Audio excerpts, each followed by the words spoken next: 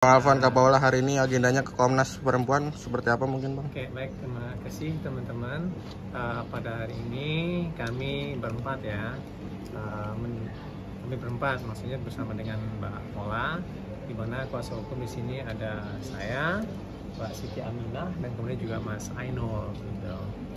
Nah, pada hari ini kami ke sini untuk memastikan bagaimana hak-hak perempuan itu bisa terjamin. Nah, karena kami melihat bahwa banyak hal yang sebenarnya sudah paling tidak ya ada dugaan diskriminasi terhadap perempuan, dan kemudian juga ada persoalan-persoalan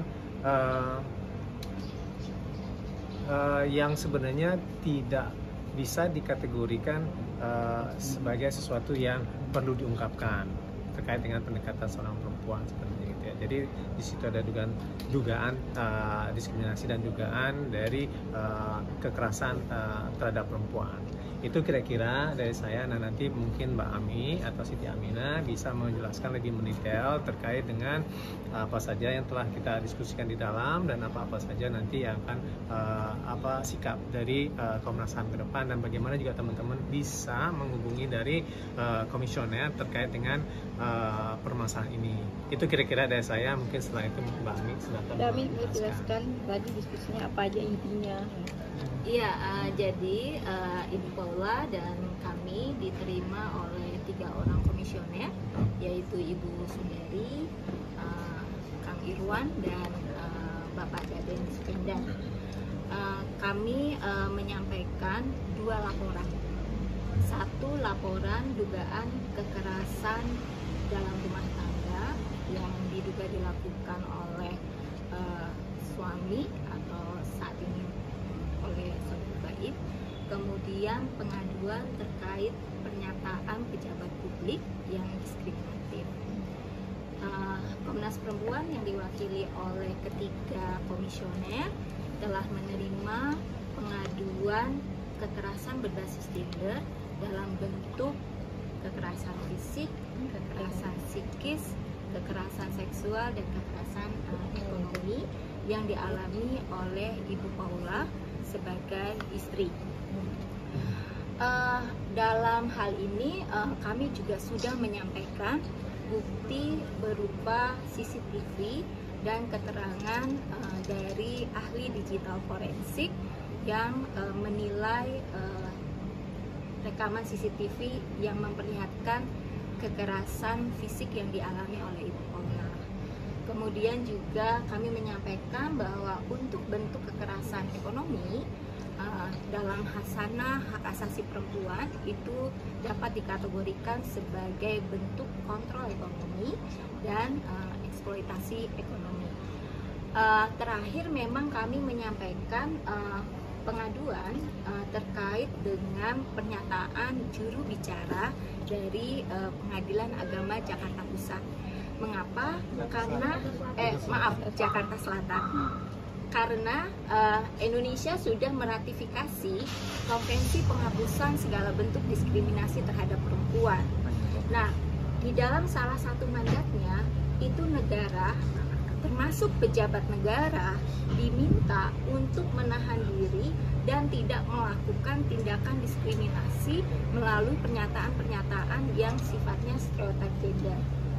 Kami menyampaikan juga bahwa sebagai juru bicara Bapak Suryana ya, itu sudah tidak sesuai dengan prinsip karakter dari juru bicara yang harus objektif dan jujur. Objektif di sini adalah pertama tidak memasukkan opini personal. Objektif itu adalah menyampaikan apa yang ada. Tapi di dalam pernyataan itu yang disampaikan, khususnya misalnya pernyataan terbukti adanya pihak ketiga yang di dalam putusan pengadilan itu tidak ada kata-kata itu berarti kan itu opini personal. Padahal juru bicara itu harus objektif dan tidak memasukkan opini personal dia sebagai laki-laki atau sebagai orang lain. Mungkin selain konteks yang tidak objektif, karena yang dampingi selama persidangan perceraian itu. Kang Ainul, mungkin Kang Ainul bisa tambahkan apa saja yang tidak patut dilakukan oleh pejabat publik di dalam kasus ini. Baik, terima kasih. Saya menambahkan tadi yang sudah disampaikan bahwasanya seharusnya yang tidak ada dalam putusan itu tidak disebutkan, sehingga itu menjadi bias kemana-mana, sehingga melanggar terhadap hak atas dari si yang berperkara tersebut, dalam hal ini adalah Mbak Paula. Salah satu contoh juga terkait dengan fakta persidangan. Kenapa? Kalau memang seperti itu, seharusnya kan hal yang disampaikan itu harus berimbang. Salah satu contoh dalam bukti KDRT, yaitu kita sudah menyampaikan terkait CCTV.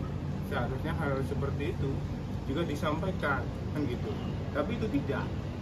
Hal-hal seperti ini yang menjadi bias oleh dari juru bicara Pengadilan Agama Jakarta Selatan tersebut. Mungkin itu tambah. Termasuk ini ya, di dalam persidangan itu ada pengakuan dari saudara Baim bahwa dia mencium perempuan lain di dalam perkawinan. Dalam konteks hukum perdata, pengakuan itu adalah pembuktian yang sempurna. Tapi kan juru bicara itu tidak menyampaikan hal itu, tapi lebih menyasar kepada apa yang diprasangkakan kepada Ibu Paula. Jadi dalam konteks itulah kami meminta Komnas Perempuan untuk memberikan rekomendasi agar sebagai pejabat publik atas nama negara ia adil dan tidak melakukan diskriminasi terhadap perempuan. Jadi dalam konteks ini tadi kami mendiskusikan bahwa Ibu Paula menjadi korban kekerasan berbasis gender di ranah personal oleh suami dan kekerasan berbasis gender oleh negara, dalam hal ini melalui pernyataan pejabat publik itu. Dan Komnas Perempuan tadi menyambut dengan baik dan mendukung keberanian dari Ibu Paula, juga mensupport agar Ibu Paula mendapatkan hak atas keadilan dan pemulihan, dan kasus Ibu Paula ini akan menjadi entry gitu ya, atau menjadi pintu pembuka agar perempuan-perempuan yang mengalami berbagai bentuk kekerasan itu juga mengklaim keadilan dan mendapatkan pemulihannya. Itu teman-teman yang bisa kami sampaikan. Paula sendiri seperti apa? Ya. Tentang dugaan-dugaan yang terjadi, yang disebutkan tadi apa dugaan. Oke. Terkait dengan dugaan kekerasan, diskriminasi, dan juga dugaan terkait dengan kekerasan terhadap perempuan. Secara detail tadi sudah disebutkan. Itu kira-kira yang pertama. Dua. Prihatin seperti apa sih dengan adanya opini yang berkembang sekarang yang dirasakan oleh Kak Paula sendiri? Iya, sampai bukti-bukti juga bisa keluar tuh Kak. Mungkin salah satunya karena itu atau seperti apa Kak? Oke, keprihatinannya gimana kira-kira? Kak Paula gimana? Kak Paula dong Pak yang ngomong Pak. Iya, oke. Beliau juga lagi nggak enak badan karena agak serak gitu kan ininya, suaranya gitu. Gimana Mbak Ami, ada ininya? Oh iya, tadi pertemuan ini kurang lebih berlangsung 2 jam ya. Dan saya pikir ini ruang yang baik untuk Ibu Paula tadi menyampaikan perasaan-perasaannya, karena pengaduan di Komnas Perempuan itu adalah menjadi ruang aman. Jadi ya di dalam 2 jam itu Ibu Paula menyampaikan, mencurahkan perasaan-perasaannya. Dan tentu kami juga tidak boleh menyampaikan apa yang terjadi di ruang pengaduan, karena ruang pengaduan itu kan ruang yang konfidensial ya, dan itu ruang aman baik untuk Ibu Paula maupun untuk teman-teman yang menerima pengaduan. Bang, ini ke Komnas ini salah satu persiapan untuk banding juga ya Bang ya? Bener ya Bang, untuk banding juga ya Bang? Oke, jadi gini, terkait dengan banding itu kami baru menyatakan ya, dan ternyata juga pihak sebelah juga menyatakan juga kemarin gitu ya. Nah, apakah itu menjadi suatu bahan pada saat ini? Ya kami akan mempersiapkan itu untuk bisa memperkuat, terutama terkait dengan apakah memang di situ terjadi kesalahan penerapan atau kekeliruan hakim dalam mempertimbangkan alat bukti gitu. Karena kan pada prinsipnya bahwa bukti itu adalah bukti yang sempurna, yang pada intinya adalah tidak hanya saksi dan kemudian juga surat yang sebenarnya tidak bisa diverifikasi, tetapi juga keterangan-keterangan yang lain, sehingga itu menjadi suatu bukti yang sempurna. Jika suatu persangkaan itu belum bisa dikatakan suatu bukti yang sempurna, dan itu belum bisa dikategorikan menjadi suatu dalil untuk memutuskan suatu perkara. Jadi pada prinsipnya terkait dengan pertemuan pada saat ini, ya kami lebih mempertimbangkan terkait dengan bagaimana menyimbangkan narasi-narasi sih sebenarnya gitu ya. Karena kami menilai bahwa mohon maaf teman-teman ya, ini kan sepertinya banyak narasi-narasi itu muncul dari sosmed, Instagram yang sebenarnya kita nggak tahu dari siapa, kan gitu kan. Nah, di situ yang dikonfirmasi atau media-media yang lain itu mengkonfirmasi, yang menurut kami itu sebenarnya tidak tepat itu dikonfirmasikan, karena yang begini-begini kan sebenarnya sesuatu hal yang belum pasti, yang sebenarnya harus ada fakta dulu itu bisa dikonfirmasi kepada yang bersangkutan, apakah itu kepada Bapolda atau kepada kami sebagai kuasa hukum. Nah, itu yang menjadi persoalan, bagaimana ini menyimbangkan narasi, terutama dengan pendekatan keseimbangan gender, terutama dengan pendekatan sebagai seorang ibu, seorang perempuan. Nah, ini sebenarnya kita pengen ada narasi-narasi yang seimbang terkait dengan ini. Nah, oleh sebab itu makanya kami di lingkup yang lain itu akan mempersiapkan terkait dengan memori banding, khususnya terkait dengan apa saja sih sebenarnya dalam putusan yang tidak sesuai dengan prinsip-prinsip hukum acara, khususnya tentang penerapan dan penilaian terhadap bukti-bukti yang ada. Itu kira-kira yang mau didapat dari banding itu, Bang? Bagaimana, merasa lega kah atau seperti apakah saat ini? Setelah curhat mungkin. Iya. Setelah curhat mungkin ke Komnas. Sepatah dua kata aja Kapolda. Agak lebih tenang seperti apa mungkin. ya, tapi kan ini kan ruang aman. Maksudnya agak lebih tenang kah untuk setelah curhat mungkin. Atau mungkin Kapolda hasil dari pertemuan ini akan menjadikan sebuah rekomendasi tersendiri untuk maju untuk melakukan pembelajaran. Oke. Jadi tadi di akhir komisioner menyampaikan dari pengaduan yang disampaikan Ibu Paula, para komisioner akan mendiskusikan dan sejauh mana Komnas Perempuan menjalankan perannya di dalam kasus ini.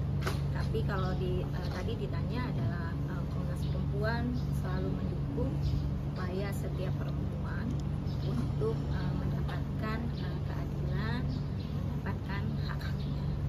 Gitu sih. Jadi tadi misalkan komisioner Dadeng Sukendar yang juga dia adalah ulama, beliau menyampaikan Ibu Paula tidak sendiri gitu ya, membesarkan hati Ibu Paula.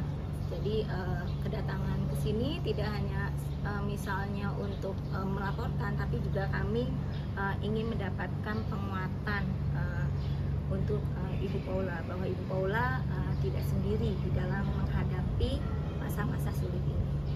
Untuk banding sendiri apa sih, Bang, yang mau didapat, Bang? Kapolda yang mau dikejar apa sih, Bang, haknya dari banding itu sendiri? Itu nanti kan kita rumuskan ya, dan kita akan diskusikan dengan ini ya, prinsipal gitu kan.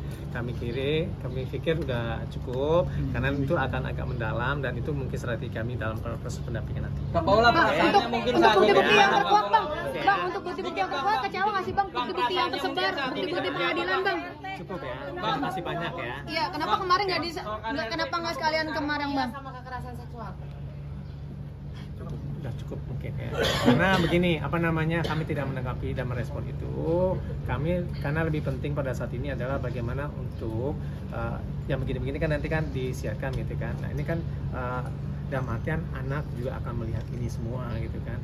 Nah, dari awal di pengadilan juga saya kan sudah mengatakan bahwa ini kan untuk kepentingan anak, bagaimana anak itu bisa tumbuh dan kembang secara positif gitu kan.